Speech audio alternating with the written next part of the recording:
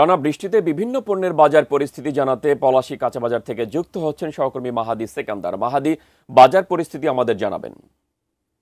যেমনটি গত সংবাদে জানিয়েছিলাম, বৃষ্টির কারণে সবজির দামে কিছুটা প্রভাব পড়েছে এবং সবচেয়ে বেশি প্রভাব কাঁচা মরিচের দামে, যেটি এই পলাশী কাঁচা বাজারেও ৩২০ থেকে ৩০ টাকা কেজি প্রতি বিক্রি হচ্ছে।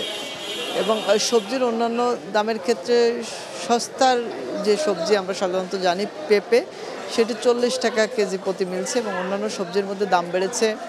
ঝিঙা ১০০ টাকা কেজিতে বিক্রি হচ্ছে, বেগুনও ১০০ টাকা ছাড়িয়েছে কেজি প্রতি।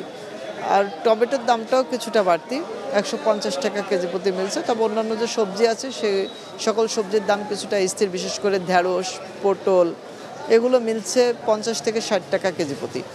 আর একটি বিষয়, এই পলাশী কাঁচা বাজারেও মুরগির দামে কিছুটা বাড়তি।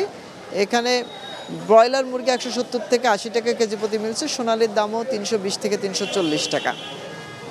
আর শাকের দাম গত সংবাদে যেমনটি বলছিলাম যে হাতিরপুল কাঁচা বাজার, তার পূর্বের সংবাদে খবর জানিয়েছিলাম মোহাম্মদপুর টাউন হল কাঁচা বাজার, সে সকল বাজার এবং এইখানে পলাশী কাঁচা বাজারেও শাকের দাম কিন্তু বেড়েছে। এবং বিক্রেতা যারা আছেন তারা বলছেন যে বৃষ্টির কারণে এই দামে প্রভাব পড়েছে এবং আটি প্রতি ৩০-৪০ টাকা, প্রকারভেদে ৫০ টাকাও বিভিন্ন প্রকার শাক বিক্রি হচ্ছে।